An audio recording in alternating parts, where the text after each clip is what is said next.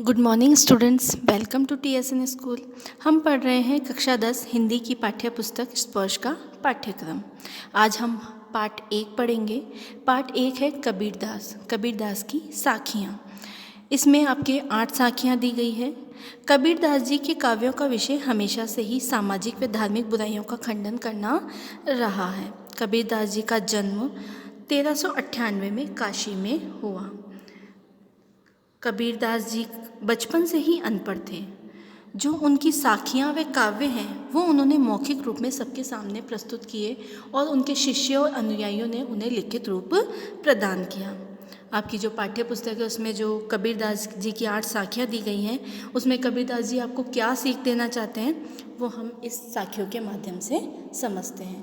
आपकी पहली साखी है, ऐसी बाणी बोलिए मन का आपा खोए, अपना तन शीतल करे अवरन को सुख होए। कबीरदास जी क्या कह रहे हैं कि हमें ऐसी वाणी बोलनी चाहिए। वाणी का मतलब होता है बोली। मन का आपा खोए, आपा मतलब अहंकार, त्याग, खोई का मतलब होता त्याग करना। हमें ऐसी वाणी बोलनी चाहिए जिससे हमारे मन का जो अहंकार है उसका त्याग हो जाए। अपना तन शीतल करे अवरन को सुख होए। अपना तन तो शीतल होता ही है उससे, अच्छी वाणी बोलने से। अवरन को सुख होए, दूसरों को भी सुख की प्राप्ति होती है, दूसरों को कोई कष्ट नहीं होता। अगर आप अच्छी बोली बोलेंगे तो दूसरों को कष्ट नहीं होगा, दूसरा भी खुश हो जाएगा। इससे कबीरदास जी क्या सीख देना चाहते हैं कि हमें अच्छा व्यवहार रखना चाहिए, अपने साथ भी, अपने लिए भी और दूसरों के लिए भी। दूसरी जो साखी है वो है, कस्तूरी कुंडली बसे मृग ढूंढे बन माही, ऐसे घटी घटी राम है दुनिया देखे नाही। कुंडली का अर्थ होता है यहाँ पर नाभि से, मृग का अर्थ है हिरण, वन का अर्थ है, वन का अर्थ है जंगल, घटी घटी यानी कण कण में। कबीरदास जी क्या कह रहे हैं कि जिस प्रकार एक कस्तूरी हिरण, कस्तूरी का यहाँ पे है एक खुशबूदार पदार्थ जो हिरण की नाभि में विद्यमान होता है। तो क्या कह रहे हैं कि जिस प्रकार से एक कस्तूरी हिरण कस्तूरी की खुशबू को जंगल में ढूंढता फिरता है, मृग ढूंढे बन माही, ढूंढता फिरता है, भटकता फिरता है, जबकि वो खुशबू उसी की नाभि में है, उसी की नाभि से आ रही है, परंतु वो उस बात से बेखबर है और उसे चारों ओर जंगलों में ढूंढता फिरता है।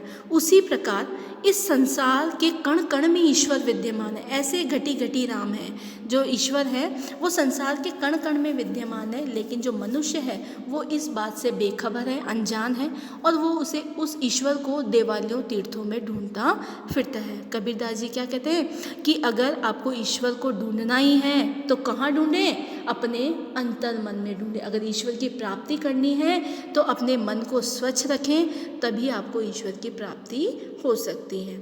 तीसरी साखी हमारी, जब मैं था तब हरि नहीं, अब हरि है मैं नाही, सब अंधियारा मिटी गया जब दीपक देखा माही। मैं का अर्थ यहाँ पर है अहंकार से, हरि यानी विष्णु परमेश्वर, अंधियारा का अर्थ है यहाँ पर अंधेरा, जब दीपक, दीपक मतलब प्रकाश, ईश्वर का प्रकाश।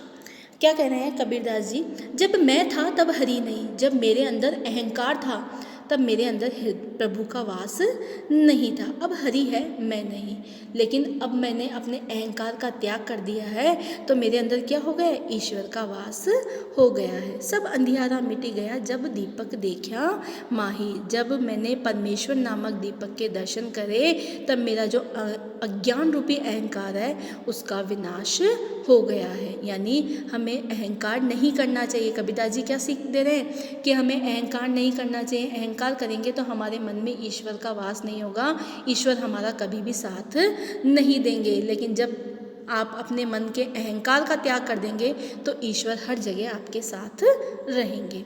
अगली जो साखी है वो है, सुखिया सब संसार है खाए अरु सोवे, दुखिया दास कबीर है जागे अरु रोवे। कबीरदास जी इस संसार को देखकर बड़े ही दुखी हो रहे हैं। क्यों दुखी हो रहे हैं? क्योंकि इस संसार के लोगों को मृत्यु का भय ही नहीं है।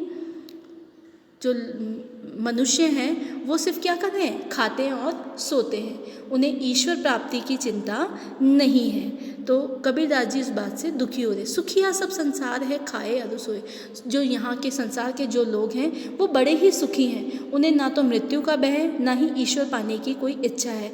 वो एक अज्ञान रूपी अंधकार में डूबे हुए हैं, खाते हैं और सोते हैं। इस बात को देखकर कबीरदास जी बड़े ही दुखी हैं और नित्य रोते रहते हैं। उनको देख देख कर रोते रहते हैं। वे ये सोचते हैं कि इनको प्रभु के पाने की आशा क्यों नहीं है, इसी चिंता में वो दुखी होते हैं।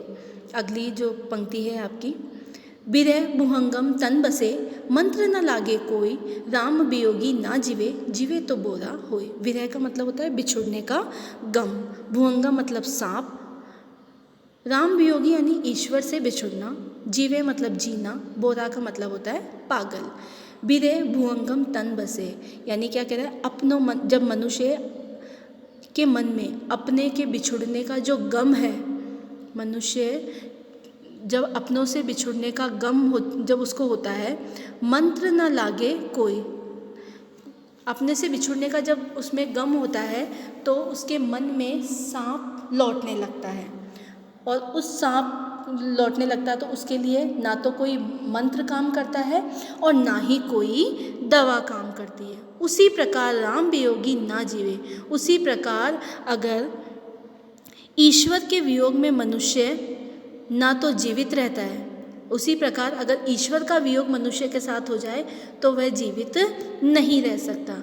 जीवे तो बोरा होए, और अगर जी भी जाए तो उसकी स्थिति कैसी हो जाती है, पागलों जैसी हो जाती है। फिर से देखते हैं, देखो इसे, विरह भुहंगम तन बसे, मंत्र न लागे कोई, राम वियोगी ना जीवे, जीवे तो बोरा होए।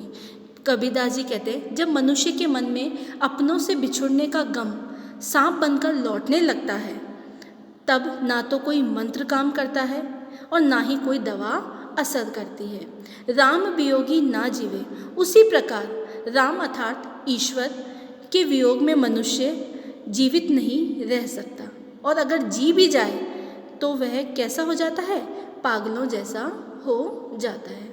अगली साखी देखते हैं, निंदक नेड़ा राखिए, आंगनी कुटी बंधाए, बिन साबण पानी बिना, निर्मल करे सुभाए।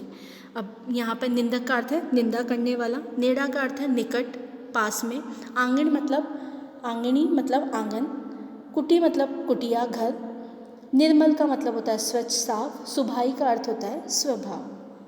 कबीरदास जी क्या कह रहे हैं, हमें हमेशा निंदा करने वाले व्यक्तियों को अपने निकट, अपने पास रखना चाहिए, और हो सके तो अपने आंगन में ही उनके लिए घर बनवा लेना चाहिए। आंगन कुटी बंधाई यानी अपने आंगन में ही उनके लिए घर बना लेना चाहिए। निंदक नेड़ा राखिए मतलब अपने जो आलोचना करने वाले हैं, अपनी जो निंदा करने वाले हैं, उनको अपने पास रखना चाहिए, और हो सके तो उसे अपने आंगन में ही घर बनवा कर देना चाहिए, ताकि वह आपके आसपास रहकर आपकी गलतियों को बताए और आप उस गलतियों का सुधार कर सके। निर्मल करे सुभाई, हम हमारे स्वभाव को क्या कर सकते हैं, निर्मल कर सकते हैं, साफ कर सकते हैं। किस प्रकार, बिन साबुन पानी बिना, जैसे बिना साबुन बिना पानी के हम किसी चीज़ को साफ करते हैं, उसी प्रकार अगर निंदक व्यक्ति अगर आपके पास रहेगा तो आपका स्वभाव को क्या कर देगा, निर्मल कर देगा, साफ कर देगा। इसलिए कबीरदास जी क्या कह रहे हैं कि हमें हमेशा किसी की निंदा नहीं करनी चाहिए।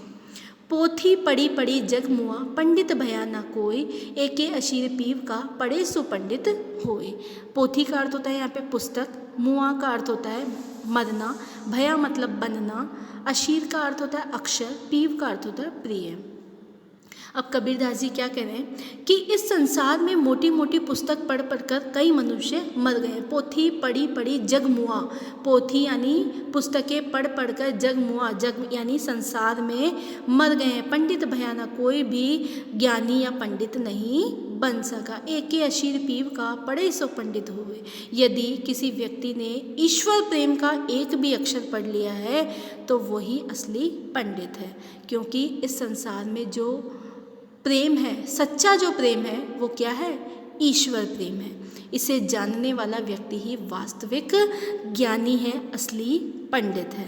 कबीरदास जी हमें क्या कह रहे हैं कि हमें हमेशा ईश्वर के प्रति क्या रखना चाहिए, प्रेम रखना चाहिए। लास्ट साखी आपकी, हम घर जालिया आपना, लिया मुराड़ा हाथी, अब घर जालो दास का, जे चले हमारे साथी।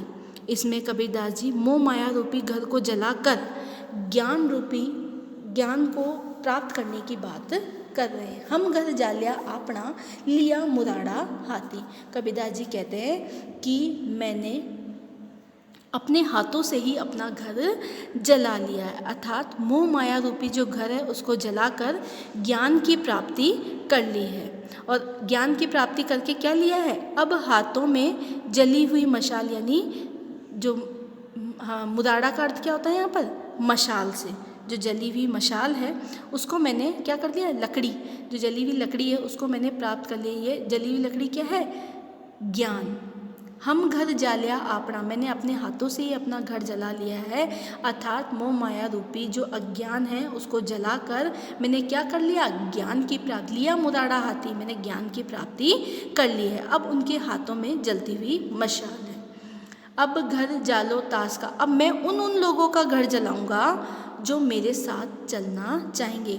मैं उन लोगों का घर जलाऊंगा जो अज्ञान को छोड़कर ज्ञान का रास्ता अपनाना चाहते हैं। अब मैं उनके घरों को भी जलाऊंगा। जो मोह माया को त्याग करके ज्ञान को प्राप्त करना चाहते हैं, जो मेरे साथ चलना चाहते हैं। मेरे साथ मतलब मैंने ज्ञान को प्राप्त किया, तो अब दूसरे लोग जो ज्ञान को प्राप्त करने चाहते हैं, मोह माया को त्याग करना चाहते हैं, अब मैं उनकी जो मोह माया उसको भी जलाकर राख करूँगा।